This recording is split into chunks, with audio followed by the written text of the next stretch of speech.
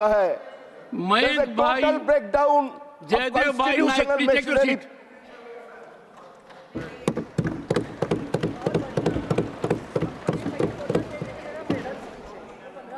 माननीय सभापति जी, 5 मिनट्स। आज मुझे गर्व है कि हमारे राष्ट्रपति जी ने जो अभिभाषण दिया है उसका मैं आभार प्रकट करता हूं। माननीय मोदी जी की सरकार ने इस देश में ओबीसी समाज के लिए, पिछड़ों के वर्ग के लिए बहुत सारा काम किया है।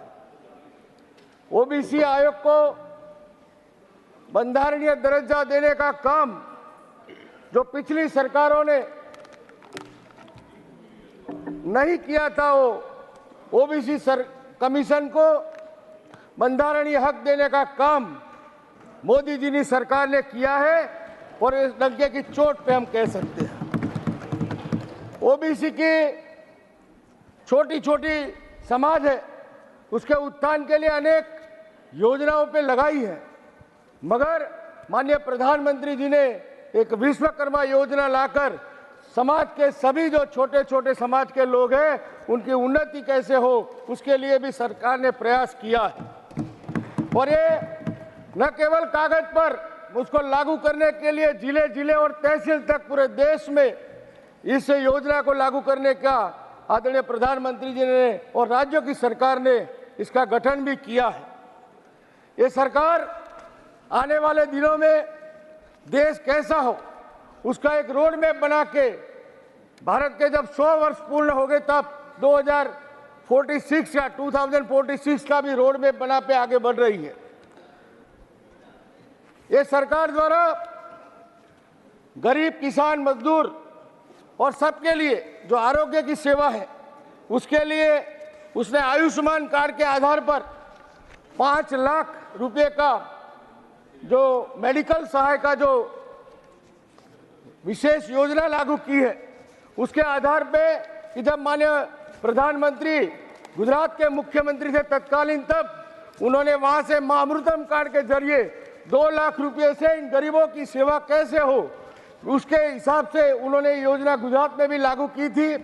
और उसी योजना को पूरे देश में लागू करके करीबन 55 करोड़ लोगों को इस सेवा का लाभ मिल रहा है। और अब इस नई सरकार में 70 साल से भी ज्यादा उम्र वालों को भी इस योजना का लाभ मिलने वाला है। तब मैं माननीय प्रधानमंत्री जी और इस सरकार का तहे दिल से आभार व्यक्त करता हूं कि जो आरोग्य की सेवा में उन्होंने काम किया है वो पूरे देश में सभी लोगों को, सभी जाति पंथ धर्म के लोगों को इसका लाभ मिलता है। गुजरात के अंदर 108 की योजना के अंदर जब माननीय प्रधानमंत्री जब तत्कालीन मुख्यमंत्री थे तब पूरे गुजरात में एक एम्बुलेंस का नेटवर्क बनवाया था।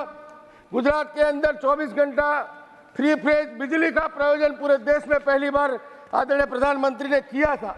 और उसके आधार पर माननीय प्रधानमंत्री जी के इस दृष्टि के कारण गांव, गरीब, किसान, मजदूर के बच्चे गांव में रह के कंप्यूटर और मोबाइल पे जो शिक्षा मिलती है वो लाइट आने के कारण पढ़ सके और आगे बढ़ सके और उसी तरह के शिक्षा पा सकते थे।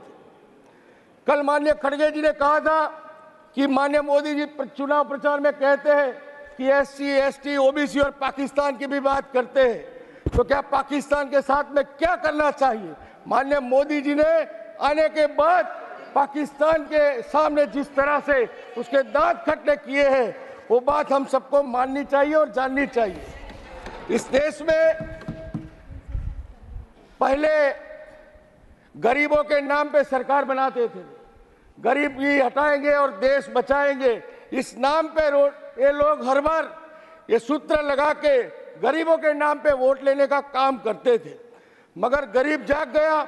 आदरणीय प्रधानमंत्री मोदी जी के सरकार के आने के बाद जिस प्रकार के योजनाएं लागू हुई, गांव, गरीब, मजदूर, किसान जिस प्रकार से आदरणीय प्रधानमंत्री जी के सपोर्ट में आया, तब सभी लोग जाग गए और इसीलिए आज ये संविधान का नाम लेकर सबको भड़काने के काम कर रहे हैं। और आखिर में मैं एक बात जरूर कहना चाहता हूं कि देश के पूर्व प्रधानमंत्री कहा करते थे कि मैं देश दिल्ली से 1 रुपया भेजता हूं और लाभार्थी को 15 पैसा मिलता है।